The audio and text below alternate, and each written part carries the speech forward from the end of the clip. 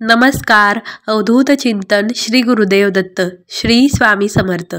काल विजयादशमी म्हणजेच दसरा होता आणि आपल्या सर्वांचा विजयादशमीचा दिवस खूपच छान गेला असेल आणि आपण सर्वांनी दसरा खूपच छान साजरा केला असेल. दसऱ्याचा दिवस आम्ही देखील खूप चांगला साजरा केला. दसऱ्याचा सण हा वाईटावर चांगल्याचा विजय याचा प्रतीक असतो आणि दसऱ्याच्या दिवशी प्रभू श्री रामचंद्रांनी लंकापती रावणाचा वध केला होता आणि याच दिवशी महिषासुराचा देखील दुर्गादेवीने वध केला होता. 9 दिवस चाललेल्या युद्धाचा दसऱ्याच्या दिवशी शेवट झाला होता आणि महिषासुराचा वध झाला होता. 3.5 मुहूर्तांपैकी एक मुहूर्त म्हणजे दसऱ्याचा मुहूर्त असतो आणि दसऱ्याच्या या मुहूर्ताला खूप शुभ मानले जाते. या दिवशी अनेक शुभ कामांची सुरुवात होते.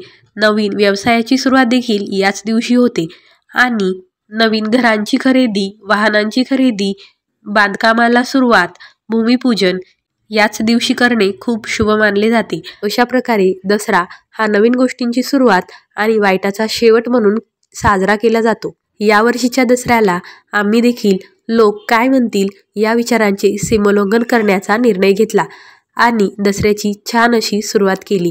दसऱ्याच्या दिवशी सर्वात पहिले तर देवांची पूजा करून घेतली. कुलदेवीची पूजा केली, देवीची आरती केली आणि देवांना पेढ्यांचा प्रसाद, कडकणीचा नैवेद्य आणि घरात जो स्वयंपाक केलेला होता त्याचा नैवेद्य अर्पण केला. देवांची पूजा करून घेतली आणि मस्त असे देवांना सोन्याची पाने म्हणजेच आपट्याची पाने, फुले अर्पण केली. त्यानंतर दुर्गा सप्तशतीचा आज 11वा पाठ होता. या नवरात्रामध्ये दुर्गा सप्तशतीचा दररोज एक पाठ केला. असे 11 दिवस 11 पाठ पूर्ण केले. सोबतच सिद्धकुंजिका स्तोत्रम आणि स्वामी सेवा देखील केली आणि अशा प्रकारे दसऱ्याच्या दिवशी ही सेवा पूर्ण केली. त्यानंतर मग दसऱ्याची मांडणी केली. यानंतर मग विजय मुहूर्तामध्ये दसऱ्याच्या पूजेची मांडणी केली आणि दसऱ्याची पूजा केली. पूजेमध्ये आमच्याकडे जे काही ग्रंथ होते ते सर्व आम्ही पूजेमध्ये घेतले, ज्यामध्ये श्री गुरुचरित्र, नवनाथ भक्तिसार, ज्ञानेश्वरी, तुकाराम गाथा, भगवद्गीता आणि संक्षिप्त श्रीमद भागवत, स्वामीचरित्र सारामृत, दुर्गा सप्तशती हे सर्व ग्रंथ जे आमच्याकडे होते, छोटे मोठे सर्व ग्रंथ आम्ही पूजेमध्ये ठेवले.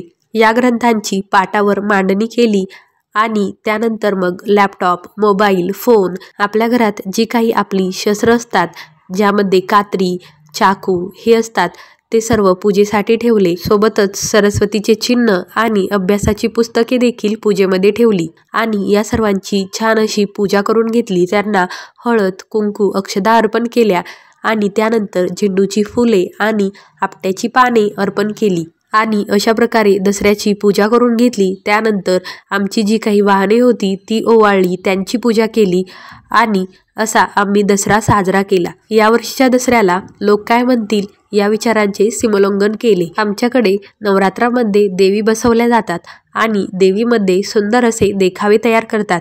यावर्षी खूप सुंदर असे देखावे तयार केलेले होते, ज्यामध्ये नरसिंह अवताराचा देखावा, खाटूश्यामचा देखावा, 12 ज्योतिर्लिंगाचा देखावा, मीराबाईचा देखावा असे खूप सुंदर असे देखावे तयार केलेले होते. ते तुम्हाला पाहण्यासाठी आपल्या चॅनलवर अपलोड केलेले आहे.